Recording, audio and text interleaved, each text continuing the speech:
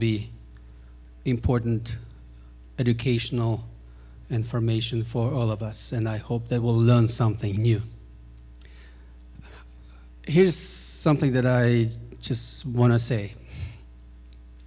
I know some of us feel that we know everything. Our kids are safe and beautiful. Nothing happens to our family and we are in control. And that's fine, that's the way it should be. But I want us to remember that we are also a church. We are ministry. And anything that we are presenting here is not only for our benefit, but so we could learn and share ministering to others. So keep that in mind. Let us pray. Heavenly Father, we thank you for being with us, and we ask you to open our hearts and minds to receive the message that is presented to us, so that we will learn something, not only for our personal benefit and our families, but also to be able to share with others around us. Bless the speaker and help us to be open-minded with the willingness to learn and follow what you are guiding us into. We pray this in Jesus' name. Amen. Opal Singleton is our speaker tonight. All I want to say, she's an expert in her field, and she comes to us with many credentials. She's not only speaking to church people, she trains government officials. She's involved in many agencies all around the world, and we are very honored and appreciate that we can have Opal Singleton with us tonight.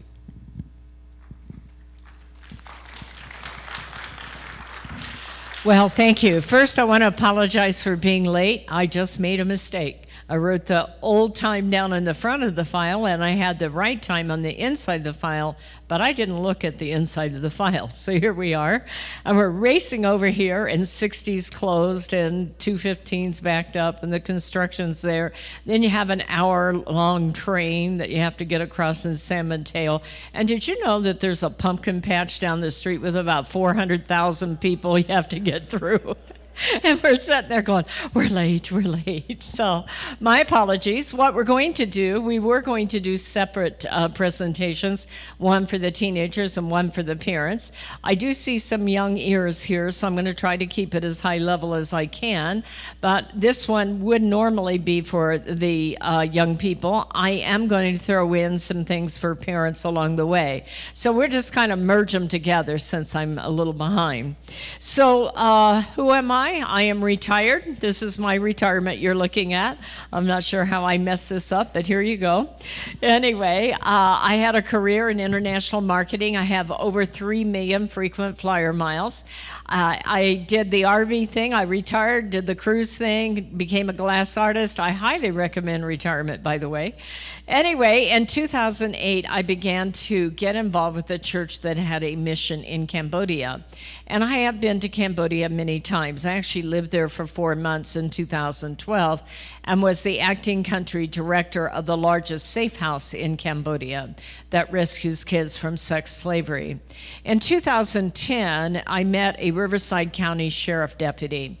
It was a God thing. It really was. I had no intention of ever going any other direction but working out of Cambodia. His name is Aaron Wolf. He actually lives in your community for what it's worth, but he was one of 5,000 sheriff deputies, but he was one who looked at it. We've lost the back of the clicker, by the way. While I'm talking, maybe somebody can help me find this, because we're going to need this clicker. Oh, here it is, here. Okay, so it's an interesting night, isn't it? Here we go. Okay, so I met Aaron. Aaron is one of 5,000 sheriff deputies, and any one of the sheriff deputies could have done this, but he did it. He's working out of Moreno Valley, and all of a sudden he realized that what he was looking at was not prostitution as usual, but forced prostitution. And he went to Sacramento. Any of them could have done it, but he did it, and he got a little grant. It was only this big. Most sheriff deputies would have quit with that small amount of money, but he did not. And so I met him one night. He told me I was the only person that he knew that trafficking was spelled with a K.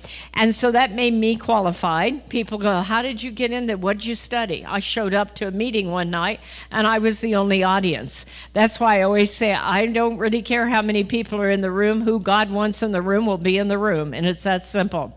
He asked me to be their training and outreach coordinator for their new little task force. And I said I would. And then he said, "But I don't have any money. So I need you to do this like for free, like raise all your own money, pay all your own way." Oh yeah, this is my kind of retirement. So I sat at my kitchen table and he went undercover. And what he didn't know about me is I'm a rabid researcher. I am known across the nation for researching sex trafficking, sextortion, social media exploitation, and child pornography. And you will hear about all four of those tonight.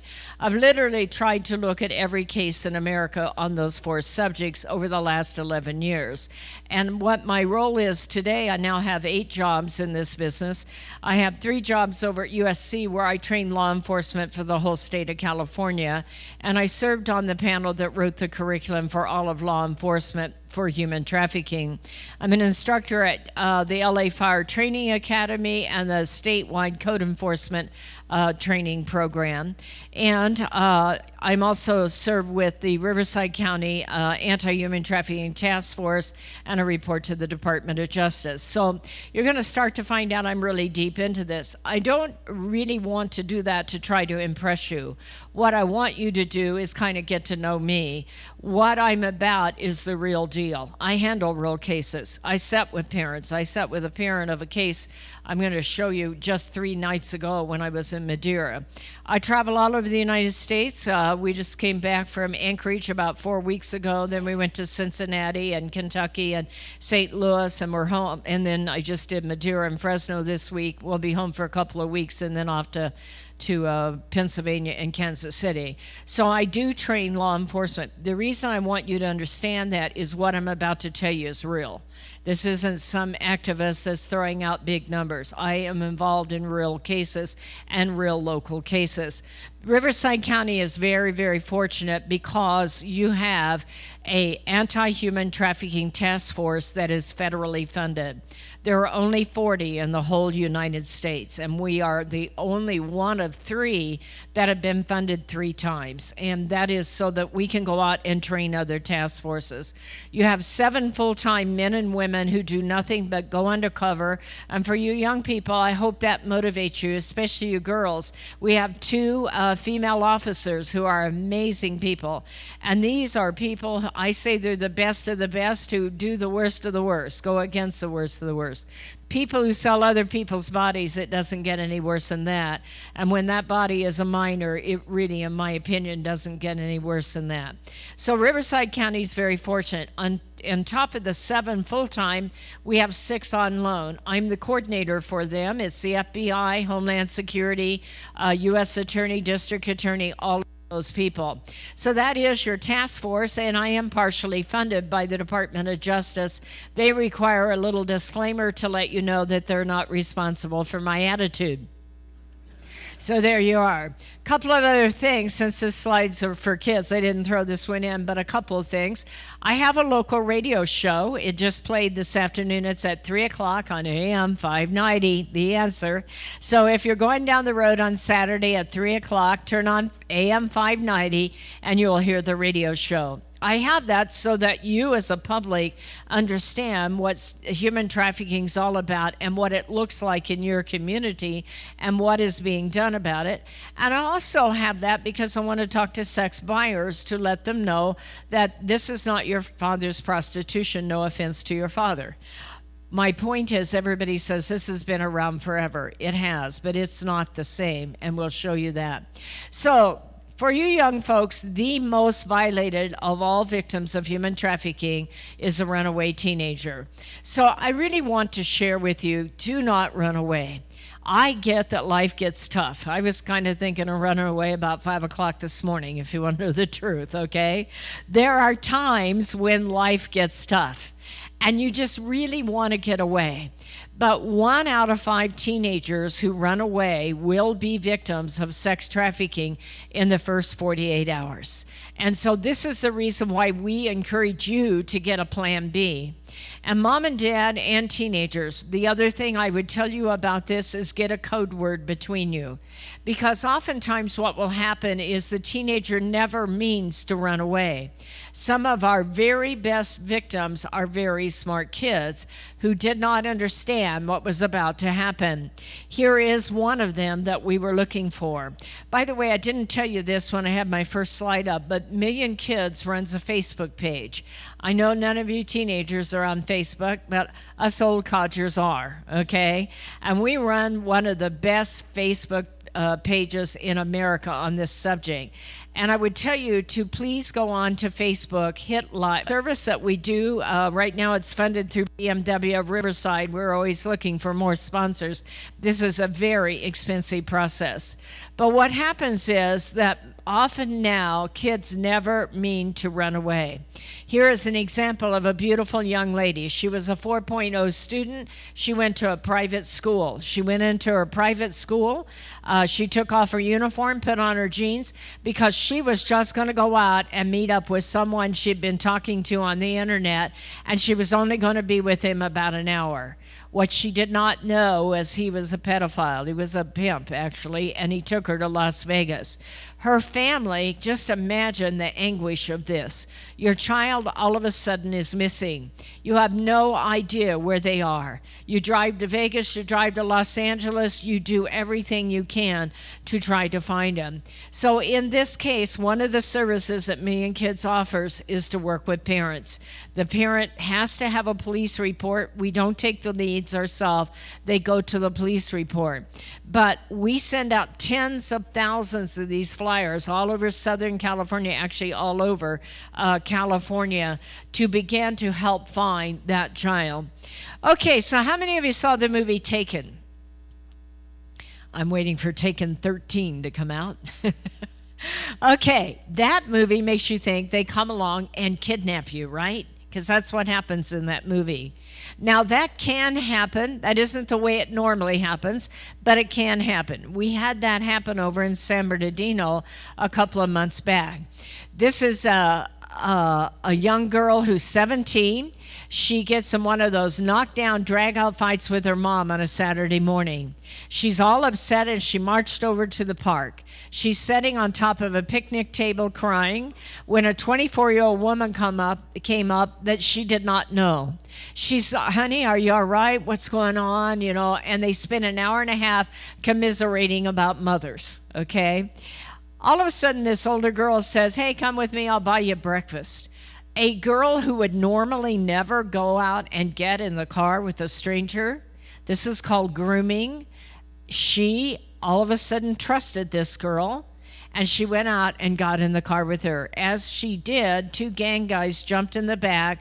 They pulled a gun on her. They did kidnap her, and they took her to Los Angeles and sold her into the gang. So you can be kidnapped, but that is not the way it normally happens. In most of our cases, the way this happens is it's a crime of psychology. They literally get the young person to engage with them because they are unable to understand where this is about to go. And so I've written 2 books. They are for sale back there. One of them is called Seduced: The Grooming of America's Teenagers. I have never met a young person yet that realized what was about to happen. So let me tell you what I mean by a crime of psychology. I had a case over in Nuevo, over by Paris. Now, this guy's a real cowboy. I quite like him, the father of this girl. And he had read my book, and he realized his 12-year-old daughter are on 2 of the scariest apps you can be, Kik, K-I-K, and Omegle. Now, I'm going to tell you that thankfully Kik shut down last week. It is because of all the lawsuits they have from missing and exploited kids who use their app. And there were literally thousands. You see, Kik was the first app where our kids could talk to strangers, and they did. More than half of the kids that I talked to had received a message from a stranger. You can just lay those down there and we'll be okay. And we got them pretty well done, so thank you. Anyway, more than half of the kids that I talked to had talked to a stranger, and some went out and met a stranger. Well, Dad read my book, and she's 12 years old. She's a little hormonal. You know, Dad's worried about her, and he said, honey, I really don't want you on those two apps. Instead of the young lady listening, she decided that she would crawl out her bedroom window at 3 o'clock in the morning and meet up with a guy that she had been talking to on the internet that she thinks is 16 from San Diego. Now, her dad heard the window shut. He said he raced down the hall, and sure enough, she's gone. He said, I just went crazy. I didn't even dress. I just jumped in my car. I backed out. I looked down the street, and there's my 12-year-old daughter getting in the car with a total stranger at 3 o'clock in the morning. He said, I went crazy. I just raced down there. I opened the door. I pulled that guy out, and I just conked him out unconscious, okay? Here he is, right here. I quite like that, Father. Here's what's important. She's getting in a car with a guy who's 16 from San Diego. This guy is 27, and he's a registered sex offender. 10 seconds later, her life and the life of her whole family would have changed dramatically. But my point here is this man did not drive up and break in the house and kidnap her, did he? He got her to participate.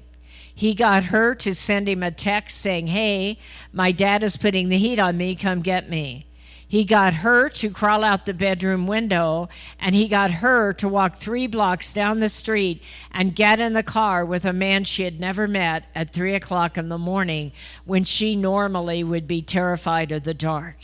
That is what I mean by a crime of psychology, and that is how it works. The driving forces for this are gangs and social media. Gangs are using social media to recruit our kids, and this is really where I want to talk to a lot of the teenagers to show you how all this happens. You see, 90% of our cases are gang-related, but gangs don't look like they used to. Gangs are using sex trafficking to make money. They engage the kids, they sell the kids out into sex trafficking, and they are making more money doing that than they are selling drugs. And so this has become the fastest growing crime in America. Human trafficking is, in fact, the fastest growing crime in America. California is the #1 state, almost always, twice as many cases as anybody else, and literally 3 out of 4 of our victims are U.S. citizens, and mostly are young people that are in it. Here is an example of how this looked in San Diego. The Tycoon gang went in, and they started to pretend to be making a rap video. Many of the young people are recruited by things like America's Got Talent or wanting to make a rap video, wanting to become famous. There's nothing wrong with America's Got Talent, by the way, but they will make you think you're about to become famous. You see, I call that the easy money scheme. They will tell you you're going to be rich and famous very quickly. I will share with the young people here that anytime you take shortcuts earning money, you're going to pay. I always say that easy money will be the most expensive money you ever earn. And that's what happened in this case. They actually used the gang girls to recruit. 60% of girls recruited in sex trafficking are recruited by another girl.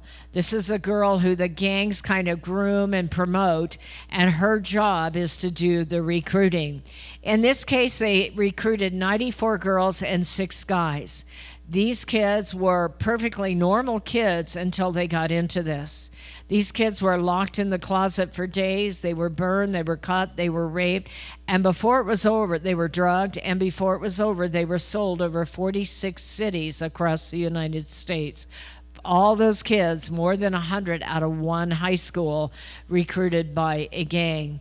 In this case, it was the tycoon gang that joined forces with all the other gangs. Most of the kids were branded. In other words, they were tattooed with barcodes. I just came back from Madeira and Fresno, where they have a huge amount of trafficking. And one of the reasons I went up there is that there's one particular high school where the girls are disappearing and being sold in Moreno Valley. And our Moreno Valley girls are being sold up there to them. And why that is, we believe there's a connection between the gangs. But here's what it looked like for them. They had the Dog Pound gang. Now, I really need the teenage girls to hear this real clear for me. These are kids that were on dating sites, and they used their gang guys to go on dating sites to pretend to be boyfriends to lure in the kids. They were on things like Tinder and Meet Me and Plenty of Fish and My Laugh Out Loud. I'll show you in a minute. This gang would lure them in. It would look like a boyfriend relationship, and then they would get them into sex trafficking. They were literally making so much money in the town of Fresno. They were making $30,000 a week selling teenagers into sex trafficking just in this one town. When the law enforcement picked them up, they had $50,000 in cash, a Bentley, a Range Rover, a party bus, and a boat. So what does that tell us as for the young girls that were being used in this? They earned the money, they never got the money. All of that money is going to the gang, and what's even crazier is this is being ran from prison. Here it is over here in San Bernardino County, if you think it doesn't apply here. This is the West Side Verdugo.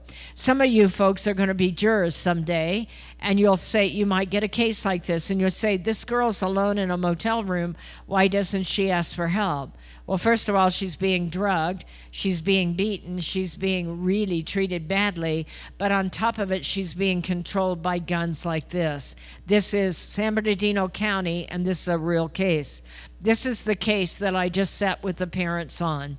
This is a very tragic case. This is a beautiful 16-year-old girl from a loving home, a beautiful girl. I sat with her parents for almost 2 hours. They came to hear me talk. And this young girl met the guy over here on one of those dating sites. She hooked up with him. He drove from Riverside up to Madeira to pick her up. She thought she was in a boyfriend relationship with him. She thought it was going to be exclusive. He traded her, though. He traded her over to Ventura. Ventura traded her to Bakersfield. Bakersfield traded her to Fresno, and Fresno traded her to Madeira. In less than 1 month, that girl was traded to 5 different gangs. Now, she has been rescued. Million Kids has participated. We run an immediate aid program where people support us. We get services and help the kids because they can't just go directly to a safe house. This girl especially can't just go somewhere locally. She's got 5 gangs that are threatening her to testify against this. So this is real serious business. The thing I really want to share with the young people in the audience is this girl that I met is beautiful. Never once in her wildest dreams when she hooked up with this guy on the internet could she imagine what was about to happen to her. Here's another one right out of Moreno Valley over here in Hemet. In this case, it started with a 15-year-old and 18-year-old out in San Jacinto. We began to track it. You see, these are large-scale sex trafficking rings. They had 14 victims. 10 of them were minors who were being sold throughout Southern California.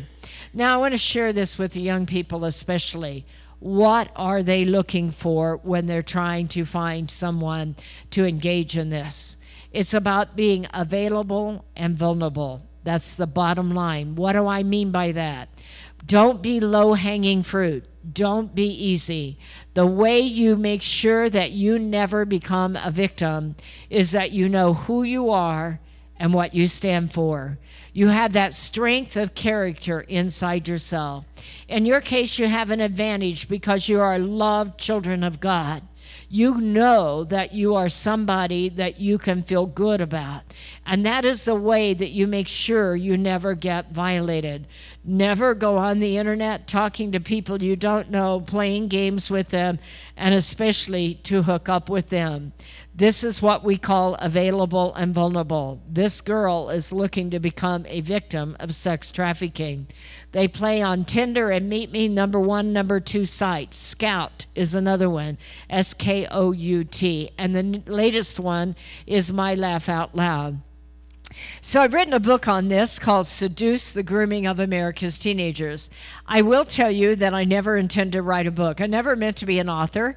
I always say God wrote the book and I typed it because, I never expected this to happen. But we've sold tens and tens of thousands of copies. I actually lived right over here in Beaumont before when I wrote this book. I'll just stop and tell you a little bit about myself, about how this journey has been as we get into the book Seduced, because I'm sure I don't have this slide in here because this is for kids. But I was married for 44 years. I had an incredible marriage. I was very, very lucky, and we were the best of friends. And he was part of this ministry, and he got kidney cancer, and as he got sicker, we moved over to Solera over here in Beaumont. We lived in Riverside. Later, I moved back. But he was passing away, and we knew it. And one day I came home from my work, because I'm often out late at night doing this. I do this about 80 hours a week lately. But anyway, I'd come home and he had done an amazing thing. I'm going to share this with you guys because you don't have to spend $50 on flowers, okay? He had made a sign for me that said, "To the most intelligent, most beautiful, hardest working woman in the world, love, Dell." And I cherish that sign, you might imagine.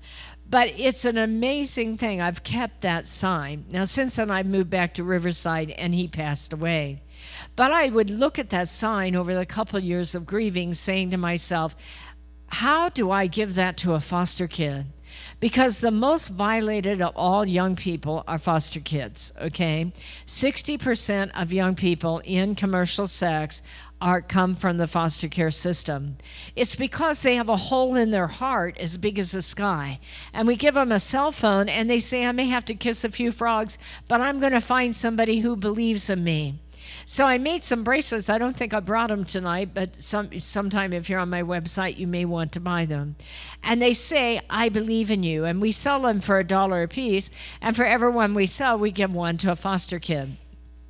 So this is powerful for me because what I want you to see is the way you stand against a predator is to believe in each other, especially you men. I believe men are the key to stopping human trafficking. I don't care if you're 99 years old, okay? If you will be a strong, moral male with good boundaries and you learn 4 words, I believe in you, and you share that with the females of your life, you can change the world of sex trafficking. Because many of the kids that end up victims never had a strong male role model in your life. And I want to challenge you young men that are teenagers, that you keep that in mind, that you understand the power of being a male leader and the power of having morality in your life and setting a good example and being a leader not only to the females in your life, but to other males. So this book, Seduced, is all about how predators can come in, access, groom, recruit, and exploit our young people. You see, this is a generation that lives on the internet. Now, for you young folks, I am not against the internet, okay? I'm not anti-technology. I'm not here to take your games away from you.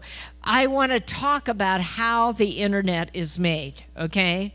Because when we get on the internet, every one of us gets on there and we do stuff we'd never do.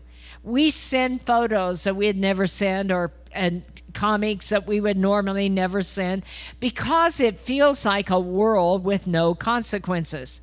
I want to talk with the young people a minute here. I know you're going to think I'm crazy, but I want to give you an example. Can you imagine you're 15 years old and you go to the mall, and let's say you're a girl, and you meet this gorgeous hunk, and you really like him, and you spend an hour with them talking and getting acquainted, and you're going, wow, this is really good. So then you go into the mall bathroom and you strip naked and you take a picture of yourself and you hand it to him because you quite like him, right? Wrong. You would never do that because it's stupid. You know, if we ask you guys to do that, you go, I ain't doing that. Are you nuts? You know, because it feels stupid. We have inhibitions that protect us. The big problem, though, is when you get on the internet, do you know that an accomplished pedophile, people who want to violate children sexually, an accomplished pedophile can get a naked photo out of many teenagers in less than an hour on the internet. And the reason for that is they're very good at building relationships because we're unable to understand what's about to happen. So when we get on the internet, we see what we want to see. All of us do. We think we're talking only to the people that we're talking to. It never occurs to us that there's an entire bigger world out there that can be part of our world.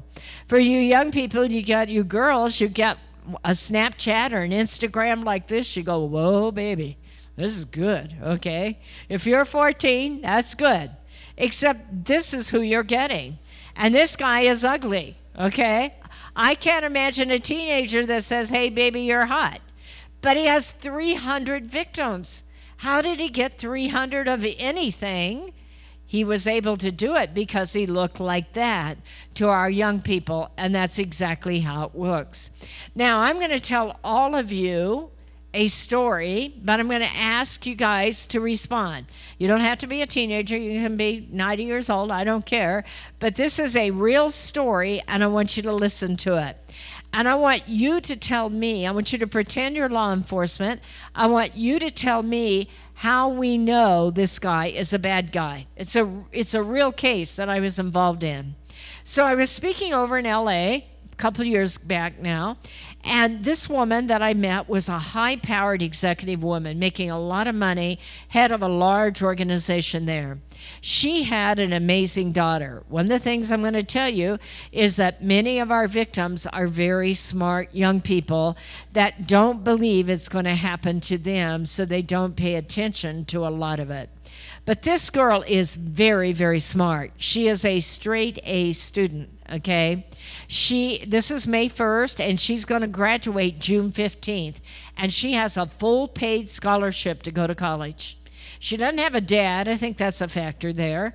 But she has a car, and she has a job. You don't get any better than this girl. She's gold. So Mom was telling her on Friday night after I talked all about what I said. To her surprise, the girl began to cry. And she went to her bedroom, and she came back with a passport and an airline ticket to Ireland. Now, Mom knew she was playing Xbox with a guy in Ireland for 9 months, but Mom's thinking this girl's like gold. This is like a pen pal or something. You know, if you're making straight A's and you have a scholarship, Mom didn't worry about this deal in Ireland. The girl herself, here's what's amazing. She's brilliant, right? She did not understand what had happened to her. He had convinced her to sell her car. She quit her job, and she raised $2,000, and she bought an airline ticket to Ireland. She was able to get a passport. She's 18. She told her mother, this was Friday night they were talking, she told her mother the ticket was for Sunday morning, and I wasn't going to tell you about it till I got there because I didn't want you to stop me. So, how do we know if this is a bad guy? Anybody want to yell out? Especially you young people?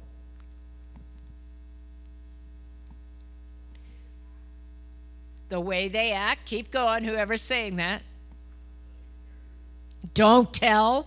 I love that. Don't tell. If you guys are talking to people you don't know on the internet and they tell you don't tell, I'd tell everybody I know because they have you in a jail, right? And they have the key. As long as you don't tell, they have all the power. They can tell anybody they want to. Don't tell is a big one. I saw another hand go up back here.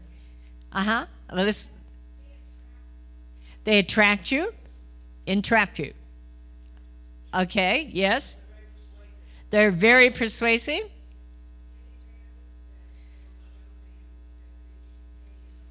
Oh, you're good.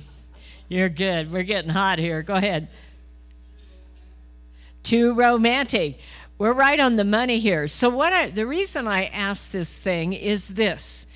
Our young people are making their relationships now on the internet, right? And but they can't see these people. If this girl had dated that guy in person for 9 months, she would know everything about it. Maybe he's living in his mom's basement. Maybe he's got 16 dogs or cats. Maybe he's wearing an ankle bracelet because he's on parole. If you date somebody in person for 9 months, you know. But 9 months on the internet and you will know almost nothing about them. And this lady is absolutely right. I want you guys to yell this out. How much money did he raise? Nothing. How much money did she raise? $2,000. What's he giving up? What's she giving up? You see, I want you to think about your relationships on the internet. Because if you're in a relationship here where they're doing all the question asking, but you're doing all the answering, there's something wrong with the balance of that relationship. If they're doing all the demanding and you're doing all the giving, you're not in a relationship, you're in a negotiation, and you're losing. And I want you to think about how that looks on the internet. So I'm going to talk to the parents here a minute about this story. Mom says to me, what do I do? I said, I want you to do this. I want you to say to this girl, if you love him, I'm going to love him. If you think he's great, our whole family's going to embrace him. So let's do this. Let's cash in your airline ticket. I'll give you some money, and we'll fly him over here so he can be part of our family. Why did I do that? Because mom isn't arguing with her and mom isn't arguing with him. He's had 9 months where she's built a fantasy relationship. And if a mother had said to her, over my dead body, you're not going to Ireland, if she can get $2,000 and a passport, she can get on an airplane. When a parent gets in a tug of war with a fantasy, you're going to lose. So mom said, what do I do? And I said, I want you to help her unpack her fantasy. Do not get in there and go, thou shalt not, okay? Tell me about your guy. If he's going to be my son-in-law, what's he like? Is he like a tall, blonde Irish guy or maybe a big Italian hunk? Does he drive a pickup truck, a sports car, SUV, or one of those stupid motorcycles? I digress. Anyway, is he a vegetarian or a meat eater? Does he play soccer, basketball, baseball, ping pong? Okay? Is he kind of funny or very intellectual? How tall is he? How many kids has he had? And there. What do you know about him? Nikes or Skechers? You won't know. And what you begin to do is help them understand how little they know. I'm going to share with you exactly a case that happened right here in Riverside to me. I got one of those phone calls from a mother one morning. She's panicked. This girl is 18. She's old. She's an adult. She's raised the money to go to Mexico City. And she is going to meet up with this guy that she's been Skyping with for 9 months. And mom is hysterical. Please stop my daughter from going. She won't listen to me. I'm thinking, this ought to be real good. I've never met her. So here we go. So I said, tell me about your boyfriend. Oh, he's so wonderful. Oh, he's so funny. Makes me feel so good about myself. We just have so much in common. I'm thinking, oh, puke. Okay, that worked. Let's try this. What's he look like? I don't know. Hello, you have Skyped with someone in a foreign country for 9 months, and you've raised the money and gotten a passport, and you are going to Mexico City to meet him, and you don't know what he looks like. Well, he's very shy, she says. I know it's a crazy, crazy phenomena. One more time, you're not arguing with her, you're not arguing with him. She's in a fantasy that doesn't make sense. This is one of Riverside's biggest cases, and it's my personal case. This gets a little rough, so if we have young ears, you might cover them. But people need to hear about this case. This guy's from Hemet. His name was Eliaberto Jacoba. He was married with 3 kids. He was a realtor. This was back when kids were still on Facebook. Nobody is of young people now. He made a fake Facebook page. He got the photograph of a girl who was Hispanic. We don't know if he knew her or not. He called her Marissa Garcia. And Marissa was in commercial sex. She's going to Vegas. She's making money. She had this fancy new car. She got her nails done. She had all new clothes. She went to dinner. And you too can make this kind of money. All you have to do is contact her and ask how to make that money. Do you know that 200 of our kids in Riverside and San Bernardino County contacted Marissa? They're really talking to this guy. They don't know it. And they said, show me how to make this kind of money. He said, hey, it's only sexual. Have a great time. You make a little money, and let's see if this is for you. I am not making this up. More than 100 of our kids showed up. Many of them engaged with him. When he was through, he said, let's look at the videotape we just made together. And he began to blackmail them as that tape was sold out for pornography. Here's what's powerful. I wasn't too far from here, by the way. I won't say where when this started. I'm training. Sometimes I train 6 and 7 sessions a day. I just did that in Madeira. I did 9 sessions in 2 days. Thought I was going to die and then drove 300 miles home. But anyway, it's worth it to do it. So I'm training these kids, 7 back-to-back sessions. 2 beautiful young girls, about 14 years old, long kinky hair. They were laughing. They thought it was a joke. They walked up to me, handed me their phone. They said, Miss Singleton, you think this is something? Because we're just playing a game with this girl. See what I mean by I've never met a victim yet that understood what was about to happen to them. Just playing a game with this girl. I looked at that phone and said, let me call Sergeant Sawyer. We started that case. Before it was over, there were over 200 victims. But here's what's powerful. Our guys did a heck of a job. To take 120 minor victims to court and get a conviction takes a lot of hours, and they did it. This man got 122 years in prison, and he just appealed, and he lost, so he'll be there for life, as he should be. Okay, so this is really where I want to talk to young people.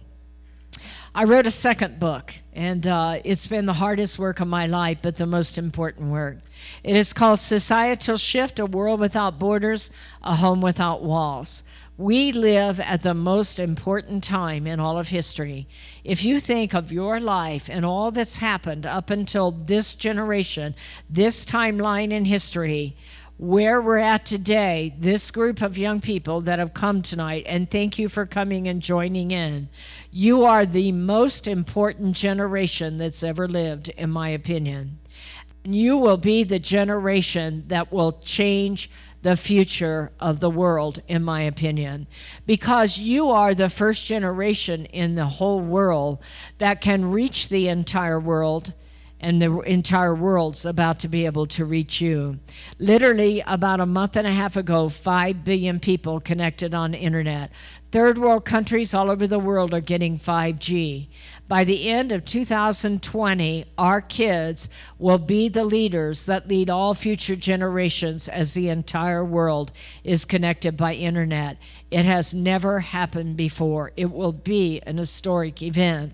I realized one day as I was praying about this, exactly something I'd never thought about before. Do you realize that our kids will be the first generation since the Tower of Babel that God is allowed to bring the entire world together to communicate? I think that has major, major implications in my mind. This generation will be the first ones that can reach the entire world, but they're also the first generation that the entire world can reach them. And that changes everything. Before this talk is over, I will show you we're well on our way to doing that. There are already apps where you can have 25 million followers today, and some of our kids do. Now, I get really excited about this. Technology is not good or bad. It is how you choose to use it. And literally, even the poorest child in the whole world right now can get a Harvard-style education for free if they decide to use the internet wisely. Literally, many of our kids will have careers that we don't even have names for today. And I hope some of you are in law enforcement. This is why I train law enforcement across the nation, is how these new technologies will change crime and crime solving. Some of you will get into medicine and cure cancer. We don't have a name for it today.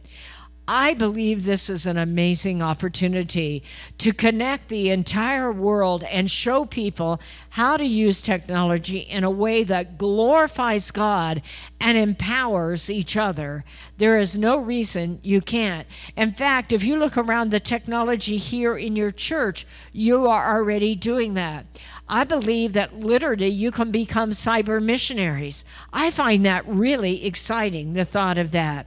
You know, I know the Seventh-day Adventist Church fairly well. I actually was flown back to Chicago to speak to your 6,000 teacher conference that they had back there. I'm a good friend of Jim and Weller. What's her name? Ginger Weller. Jim and Ginger Weller that are now head of your university, International University of Manila. And one of the things her and I have often talked about is the power of using technology to literally get your message out and glorify God. Think about this. Our kids can be cyber missionaries. You can raise the funding to dig a well in Kenya, and then you can live stream over and talk to the young people while they're digging that well. That is possible and fairly easy to do today. But what is happening is our kids are technology wizards. This is the first generation where mom and dad didn't know more than the kids. You know, these guys, they get this technology, they try out these new apps, these new games. They don't have any problem with it whatsoever. And we're running along behind them going, you guys be careful on that thing now. Because our kids know that we don't know what they're really doing. So it's the first generation where they're trying it all out first, but some of them are going to get hurt. About 8% of America's teenagers right now are being violated through social media exploitation. It is a home without walls because 87% of our young people sleep with a phone. That means at 3 o'clock in the morning in their underwear, in their most vulnerable place, here comes a pedophile right through the sheets going, hi, let's get acquainted. That was not even possible 5 years ago because we didn't arm all of our kids with it. What is fascinating is a world without borders for our kids is a world without borders for pimps, for predators, for pedophiles, for gangs, for cartels, and for organized crime. The real challenge here is these new technologies come with no warning. We put more warning on a bottle of penicillin than we put on an app like TikTok. We don't explain to them how it's made, how it works, and how the bad guy could use it to violate you. And so we literally are playing roulette with our kids and their future. Here's where I really want the kids to listen to me. You have become and will become the most autonomous generation that's ever existed. What do I mean by that?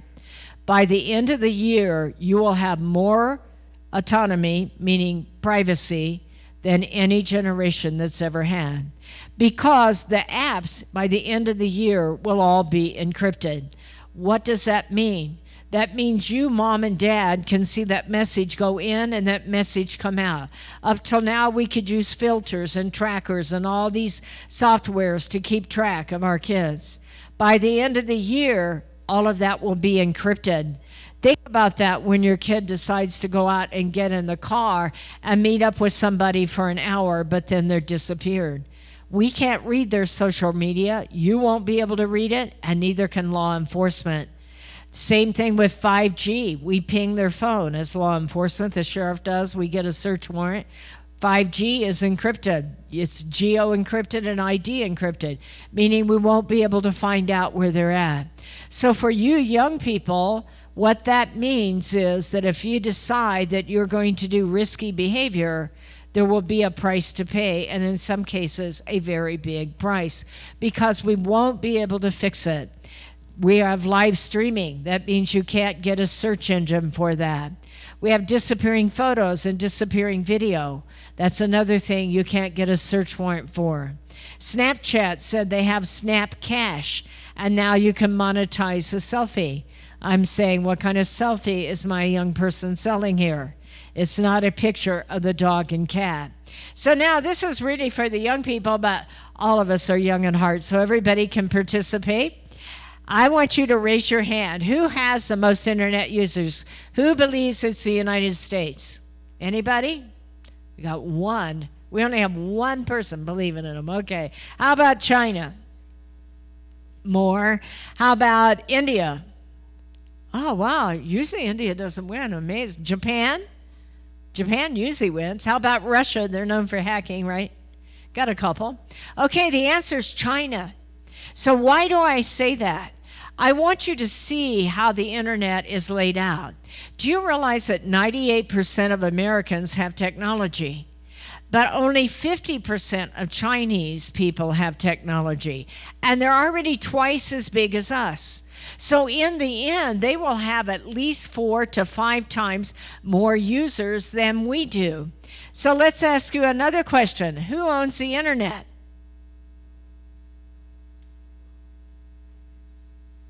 Now, I usually get Bill Gates or Google. I got Al Gore the other night. I think I heard somebody say no one. The answer is no one. No one owns the internet. We used to own it. We gave it away. Why is that important? If no one owns the internet, is it private?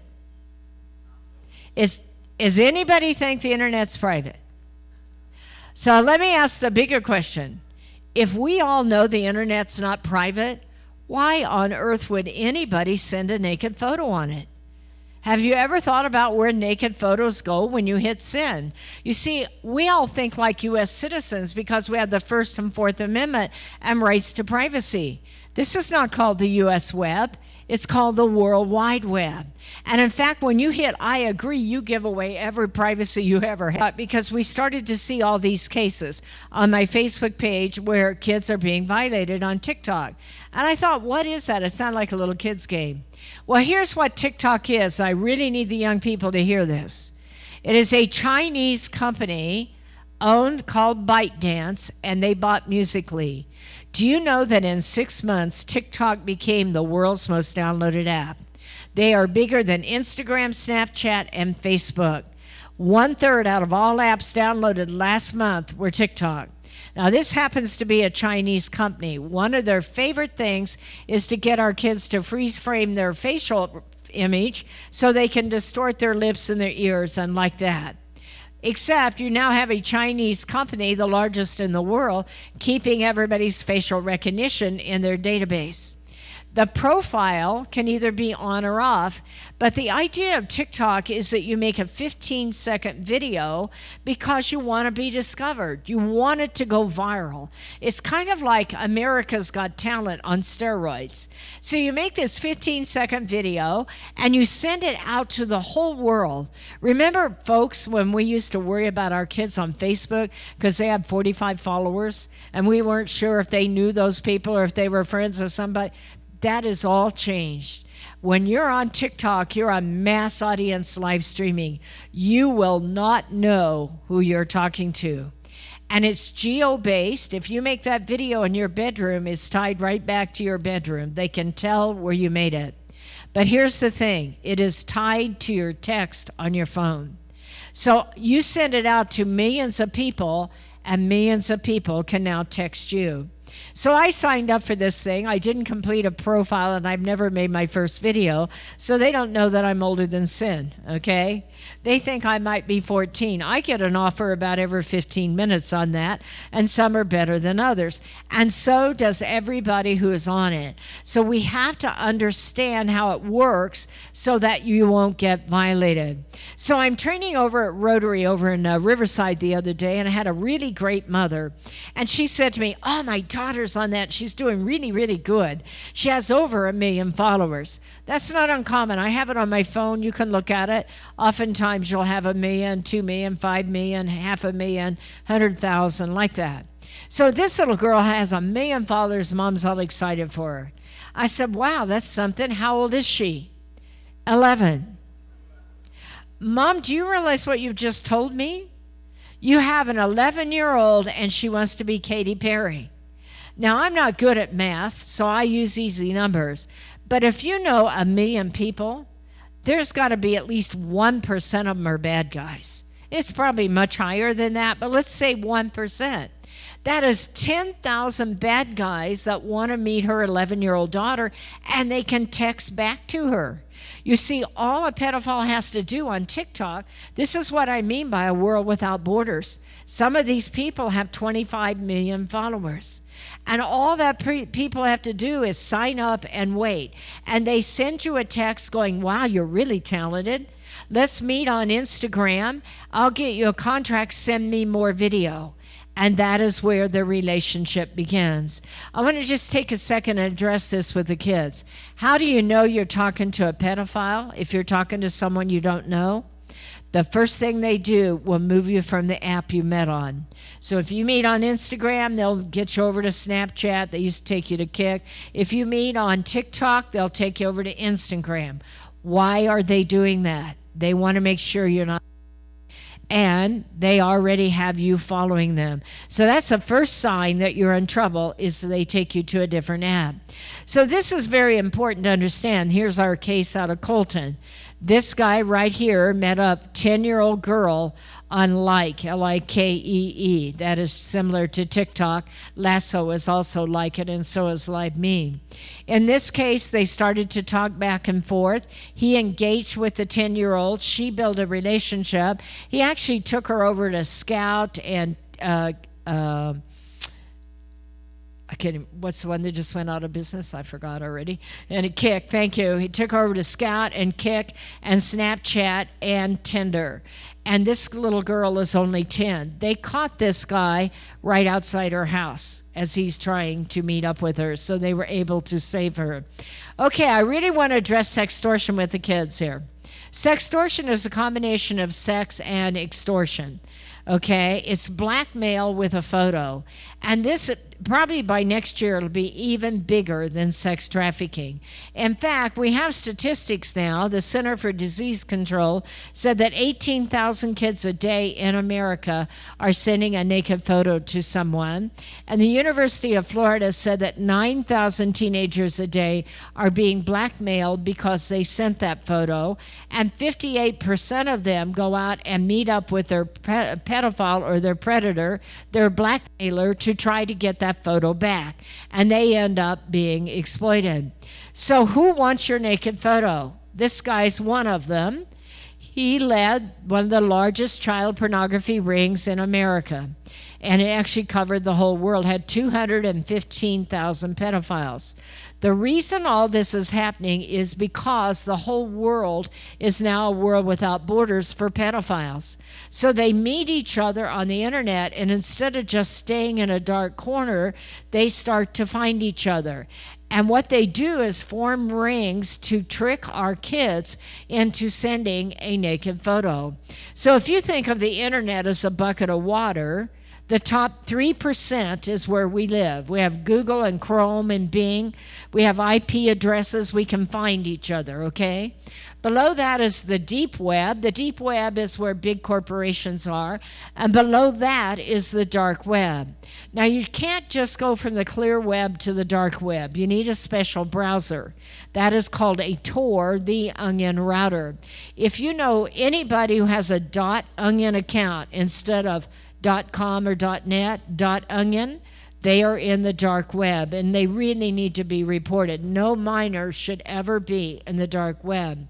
That ugly guy we looked at led this ring, had 215,000 pedophiles. If he could get a teenager tricked to send a naked photo, he could make $215,000 in one shot by selling that in the dark web. So what we're talking about here is called child pornography. Now, I look at your teenagers, and they don't look like children to me. They look pretty close to adults. But what I want you to understand, and this is real important for teenagers to hear, if you're under 18 and you take a photo of yourself without clothes on, or a photo of your girlfriend or boyfriend, you made child pornography. If you send it through the internet, you have distributed it, and there are very long sentences for that. Literally, the FBI and Homeland Security have large-scale law enforcement activity right now where they're trying to find that. The reason they are is that the U.S. government, as long as other governments, have something called photo DNA.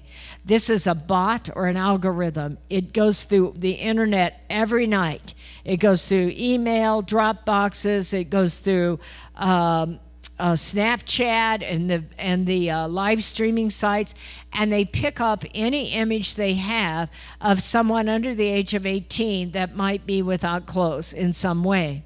Why do they do that? They're trying to find these bad guys so our kids don't get violated.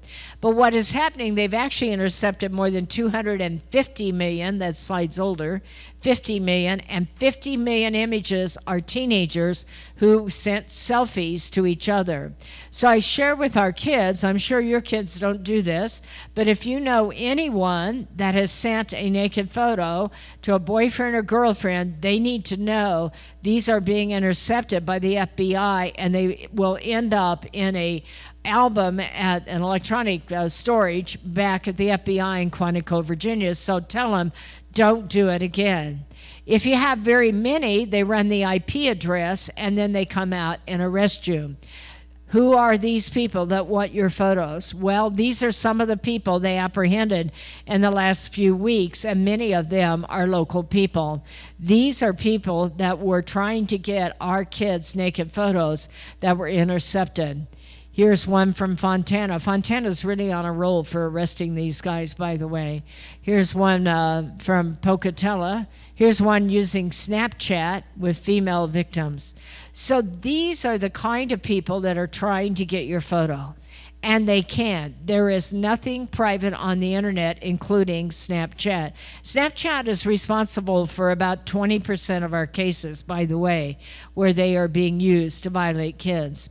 So I want to just kind of close now with young men, because more girls are sex trafficked than guys. But when we get to sextortion, more guys are blackmailed than girls. And much of this takes place in online gaming. Now, I'm not here to say give up your gaming, but I'm here to think about what happens on the internet, and is it something that you're proud of, and is it some way that you're safe? What happens in gaming is it's not like actually, I'm going to come back to that in a minute. It's not actually like maybe going to a movie that has bad language and sex scenes. That happens to a character and you go home. In a movie, in a video game, you are the character. As you know, you get an avatar, you buy it some skins, you give it a name, and you have a score. And by the very nature of the game, most of the time you're talking to people you don't know in your chat room, especially on Fortnite, which everybody's on. You can't be on Fortnite. I get a lot of grinning there. Okay, you can't be on Fortnite unless you're in a public chat room. We all know how it works. So that means that your score determines how much they accept you, and you are forced to talk to people you don't know. Some of those people aren't nice people. And sometimes those games have a lot of pornography, and you begin to bond, and this is how you get violated. So what happens here is this guy ran one of those child pornography rings, and he set up in video game chat rooms. 85% of his victims are young men. And what happens is they get and meet someone who looks like this, and they go, whoa, baby, You play World of Warcraft, and she plays World of Warcraft, and she likes you, and you're kind of a nerd.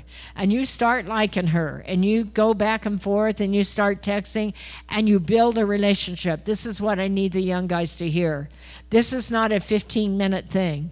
You will talk to her maybe for weeks, and one day this girl drops her naked photo on you, and now she wants one back, and you're going, oh, I don't know about that.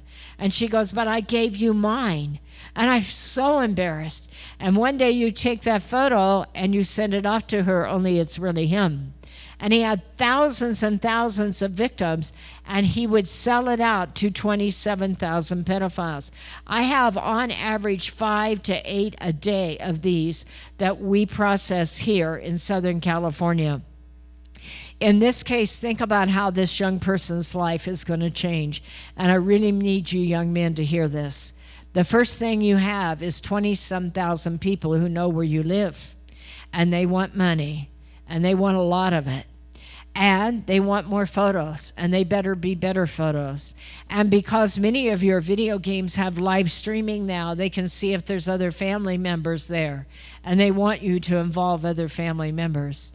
They will threaten to ruin you at school. I've had 2 families that had to move because they were so harassed with this. This is called sextortion. What we know about that is most teenagers will not tell because they don't want to give up their social media and they think they're going to be able to negotiate their way out of it. They will not. As parents, what I will tell you, if it's a guy, they get very, very quiet.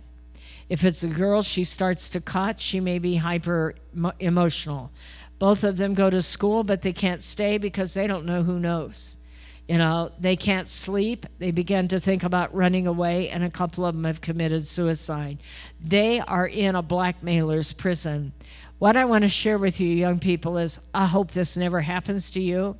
But if you know someone this has happened to, get them to tell your school resource officer, a parent, your pastor, someone you can talk to.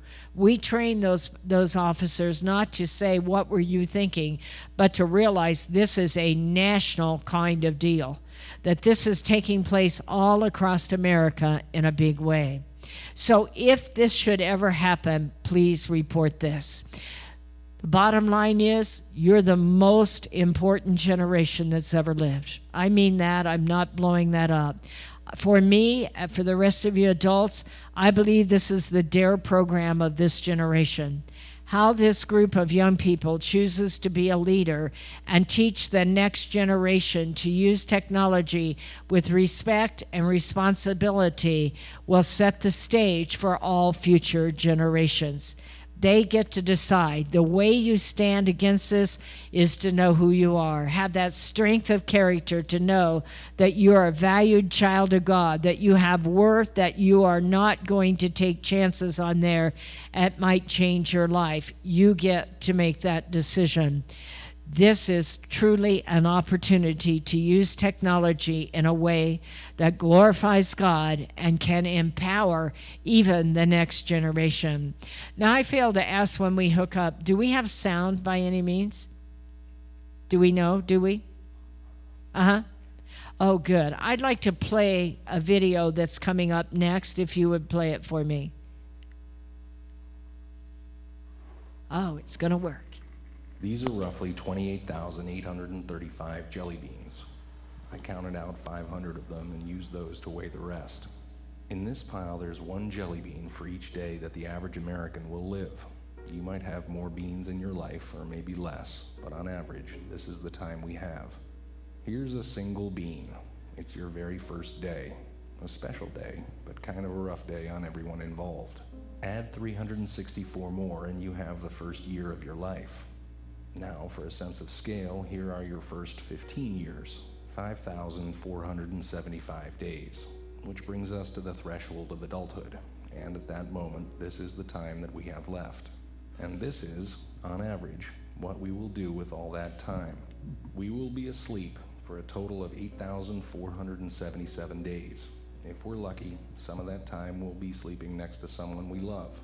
We will be in the process of eating, drinking, or preparing food for 1,635 days. We'll be at work, hopefully doing something satisfying, for the equivalent of 3,202 of those days. 1,099 days will be spent commuting or traveling from one place to another, maybe a little bit more if you live in LA. On average, we will watch television in one form or another for a total of 2,676 days. Household activities like chores and tending to our pets and shopping will take another 1,576 days. And we will care for the needs and well-being of others, our friends and family, for 564 days. We'll spend 671 days bathing, grooming, and doing all other bathroom-related activities, and another 720 days will go to community activities like religious and civic duties, charities, and taking classes.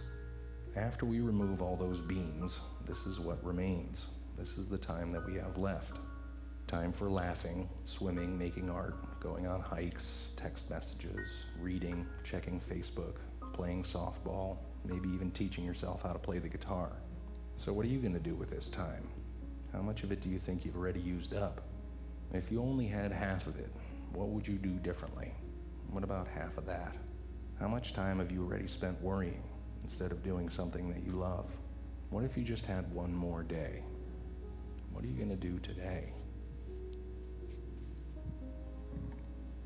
Do you like that? So if you know anybody that is involved in human trafficking, this is how you report. We will receive that lead as your task force. We are not a 911 task force. If you see someone in trouble, you do want to report that directly to your police department, and they are all trained to work with us. And finally, in closing, I just want to share with all of you that God has laid it on my heart to do a documentary. And it's been a long time in coming. I've been trying to raise this funding for nearly a year. And it's a fascinating thing. I've appealed everywhere. And one day I said to God, we received $40,000 towards it from Newport Beach Exchange Club, assuming we could find matching money, but we couldn't find it. And then one day I said to God, you have more money than I do. If you want this done, you got to help me find a way. And the very next day, I got a call from San Manuel Casino, who offered me the $50,000 matching funds. So I have the money that I need for this documentary. I will need more because we want to make it so we have a wraparound for parents. But the documentary will be called Impact Your Place in History. It will not be about sex because I want it in a California school, and that won't work, okay? But it will be all about the history of the internet and their lives, our young people's lives, in the timeline of history. And we will talk about where this is going and how they can be a leader.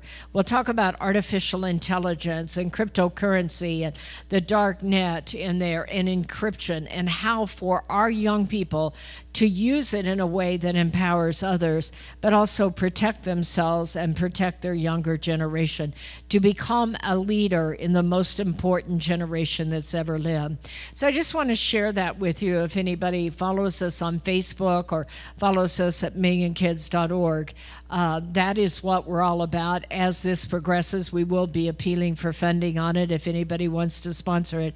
We want it free to every school in America and any parent who wants to download it. I'd like to advance it so we make one for parents so that you can download it free and give it everywhere you can. I'll do this. I've done this for 11 years now, and I've trained almost 400,000 people eye to eye, but I'm starting to get old, okay? And so I need this message. I believe that we're in a crisis stage. If you have 58% of 9,000 kids a day that are being blackmailed and meeting up with their pedophile, we are creating a superhighway of future sex trafficking victims. And we are doing this at a time the kid is going through puberty. They're getting their moral identity and their sexual identity. And I believe that it's important for me, being a parent and taking this message on, to use technology in a way that glorifies God and helps each other is one of the most important missions that we can do anywhere in the world. So thank you very much for listening to me. I guess the books, we have 2 books outside. Seduced is $16 and Societal Shift is $19, and they're $35 together, and we take hot checks and other people's credit cards. So thank you very much.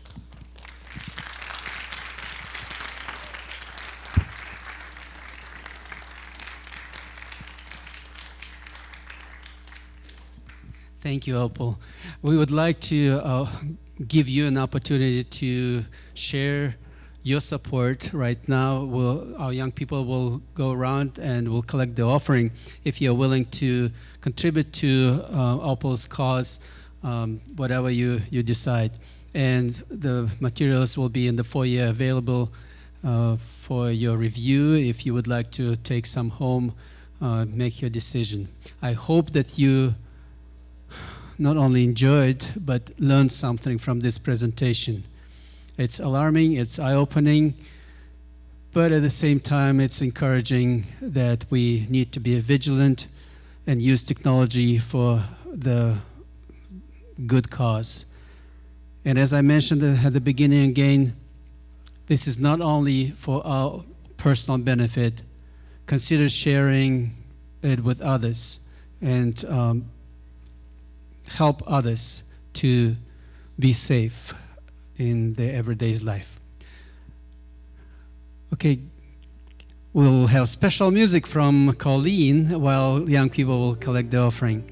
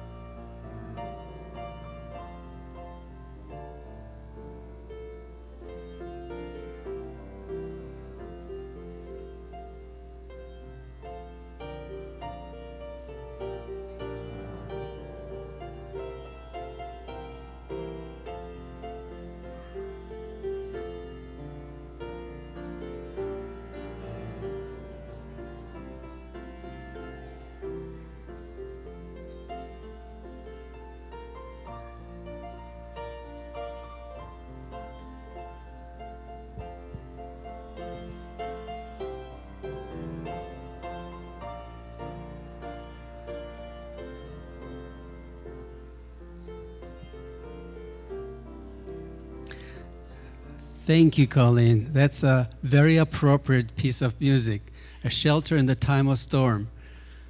No matter how scared we can be and in what danger we can be here, there is always a safe shelter. And our ultimate safety is in God. Let us remember that. Let us pray. Dear Lord, we thank you for reminding us that you are our ultimate shelter.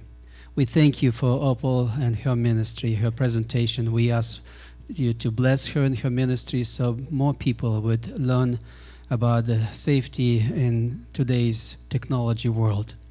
We pray that you would help us also to take this into our consideration and also be helpful to others around us. Keep us safe as we go home tonight and bring us back to worship you together again. We pray this in Jesus' name. Amen. Have a good night.